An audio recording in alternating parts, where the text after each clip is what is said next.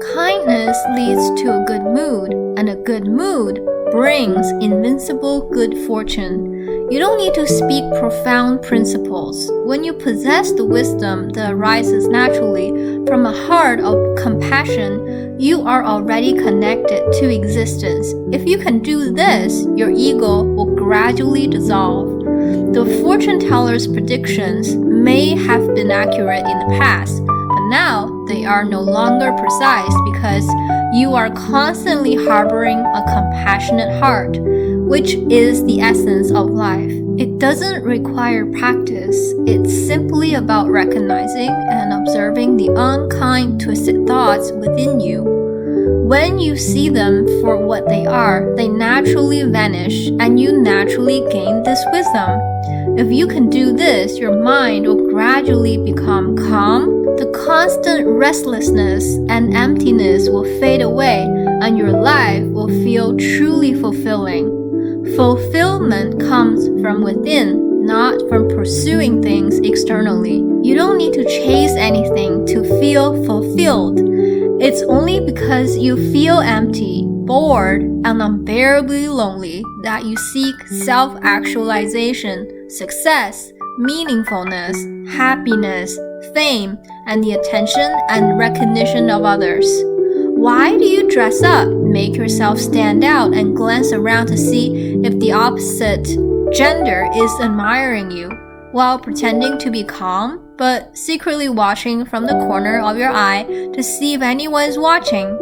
If anyone notices you, you feel satisfied because deep down you are empty and bored. This is the open door through which karmic forces connect with you. Your door is wide open, allowing karma to enter.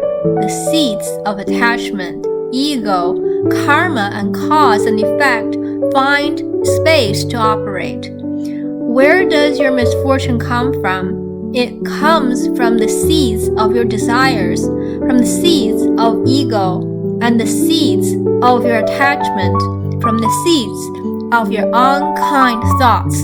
They all stem from your emptiness and boredom, which give rise to ego and the desire to pursue. Whether you pursue power, pleasure, good reputation, others' respect, or admiration, whether you say many humorous things or recite wise words for others to hear, it's all for the sake of gaining the respect and attention of others. These are all crooked and unkind thoughts. These things will make you crash into the iron wall of karma, bad causes and conditions, and bring suffering into your life.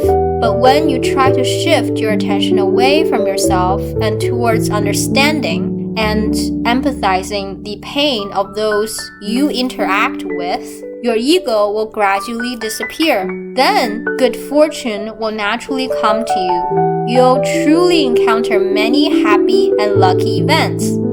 Existence is the most beautiful and powerful guardian of life. It's incredible. It doesn't require you to deliberately calculate, like deciding to build a temple or support a spiritual center to gain merit, or to donate to an orphanage for the peace of mind, or to feel you've done something meaningful.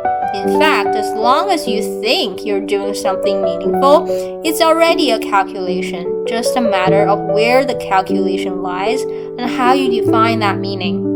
True sharing is simply enjoying the act of sharing itself without any ulterior motive or goal. If you give something to someone with the underlying expectation of receiving something in return, whether it's gratitude or appreciation, you're caught in a transactional mindset. If they don't thank you, you will feel uncomfortable thinking, this person doesn't understand social etiquette. They have no compassion. I've been so good to them, and they can't even say thank you. This is how ordinary people think. I give you something, and I expect something in return. Isn't it all just calculations and comparisons? How crooked are human minds? True sharing isn't like that.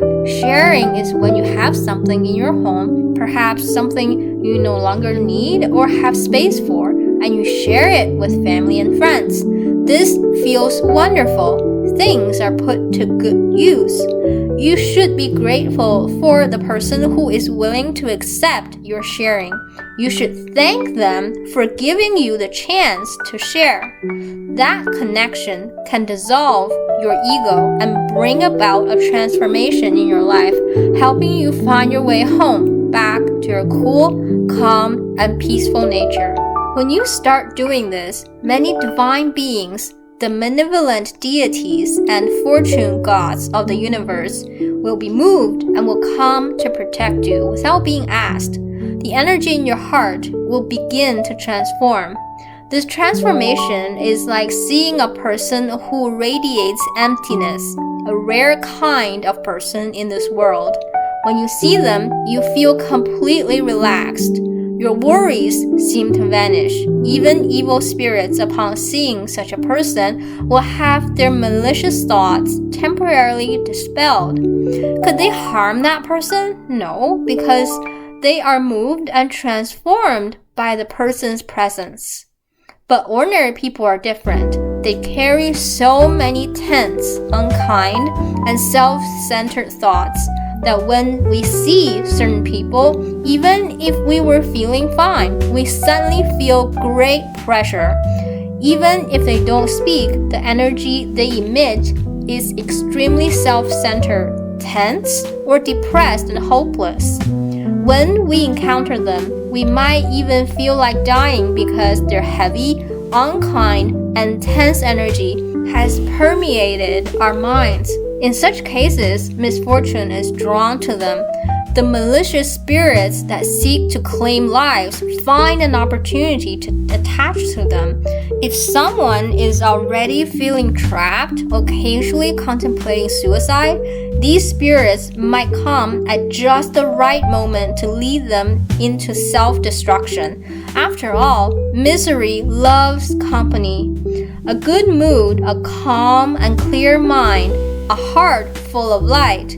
These attract good things. A dark mood, negative emotions, unkind thoughts, attachments, and dissatisfaction, even if your fate is currently favorable, will still attract the consequences of bad karma, causing misfortune amidst good fortune. This is the true nature of the universe's workings, the law of how it operates.